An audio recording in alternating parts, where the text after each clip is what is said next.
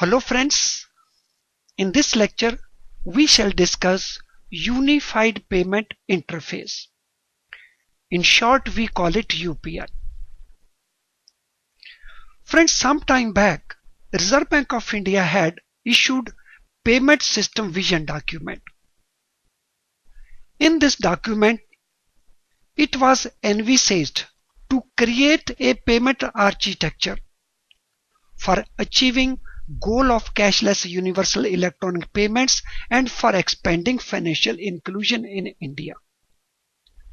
So in this vision document, RBI had planned to come out with a payment architecture, a payment process for achieving goal of cashless universal electronic payments and also for expansion of financial inclusion. What is UPI? Friend, UPI is a payment system which is operated by NPCI, National Payment Corporation of India. This system permits transfer of funds between any two bank accounts by using mobile phone.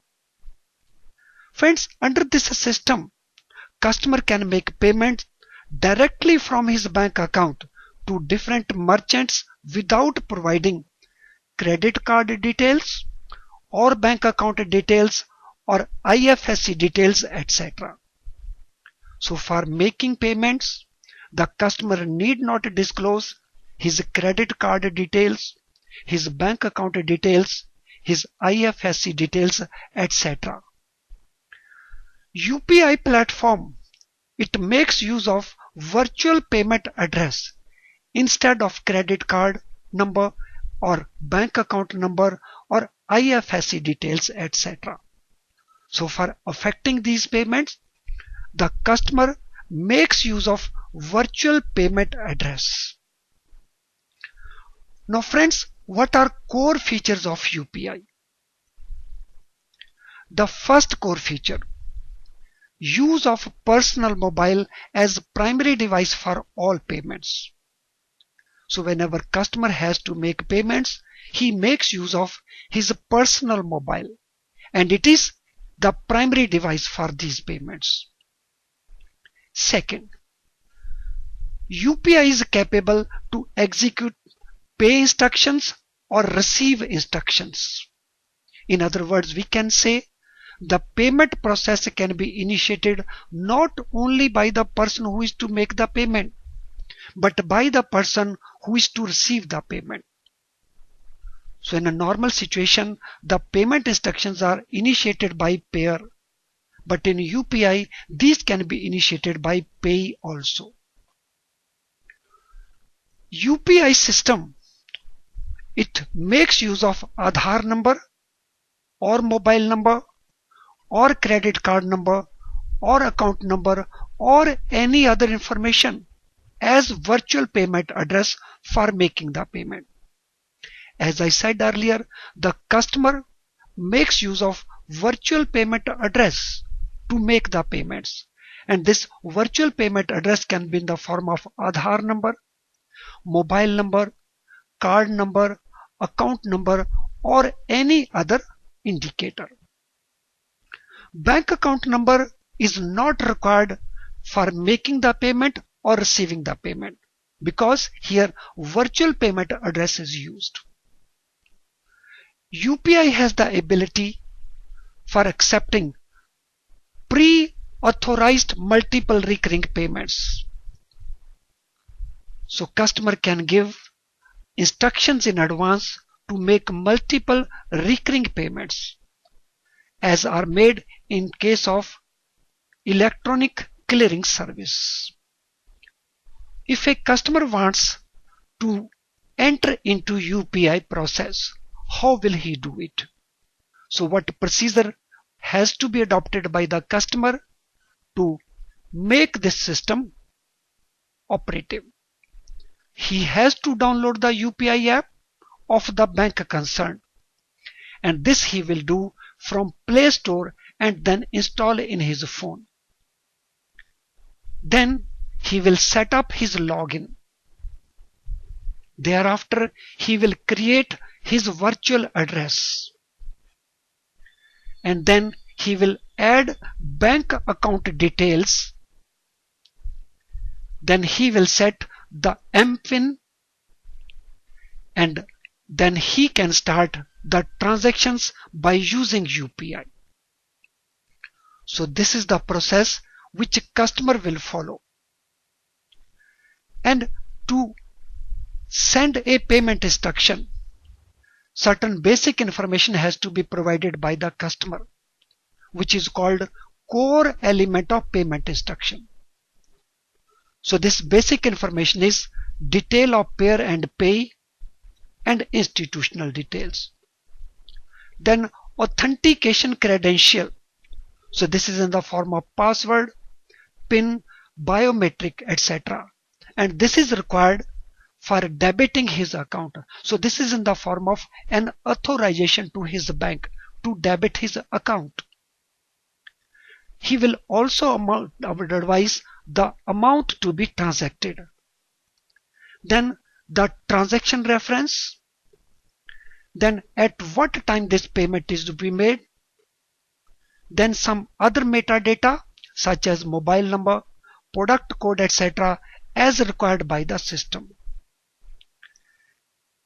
The payment address, as I said earlier, it can be in the form of IFSC code or his account number or combination of these two, or mobile number or RuPay card number, etc.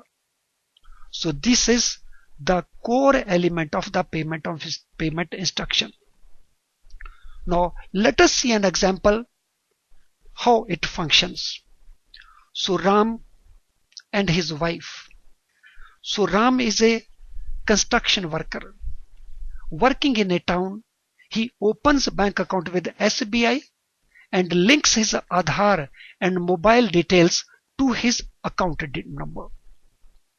Similarly, Asha, his wife, in a rural area has account with PNB, so she also links her Aadhaar and mobile details with this account number. Both of them install the bank app, and once this bank app is installed, their account details are integrated with UPI. Thereafter, he adds Asha's Aadhaar number instead of bank account number to his address book. And once this is done, on a single click on this address book in the app, he provides the amount details and send instruction to SBI to transfer the amount to Asha's account. And then SBI and NPCI and PNB, they will take care of completing this transaction. Now let us see the transaction flow, how this transaction will be completed. So here we have Ram. So he initiates this transaction, he confirms his credential to the bank, and then sends the payment instruction. Once payment instruction is received by payer's PSP, PSP means payment system payer. So once SBI gets this detail, it will validate his request.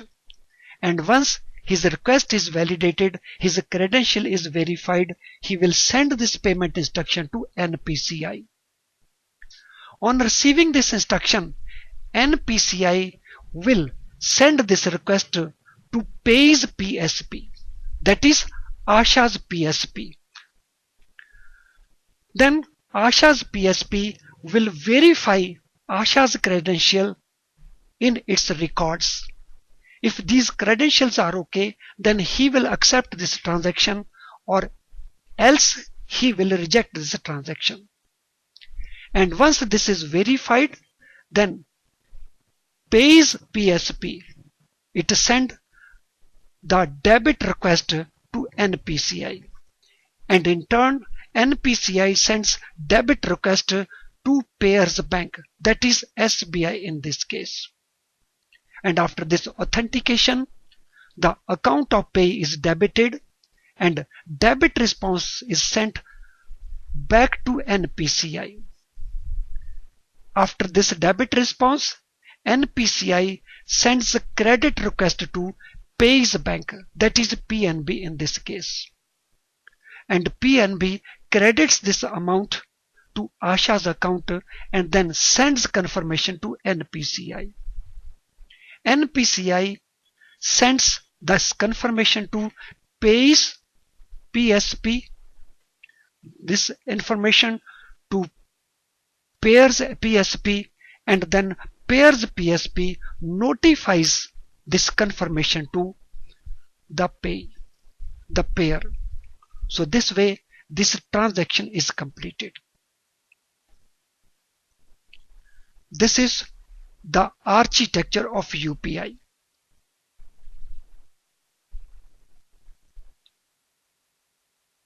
Well friends, thank you for watching this video. I'm sure you will be benefited by its contents. Thank you very much.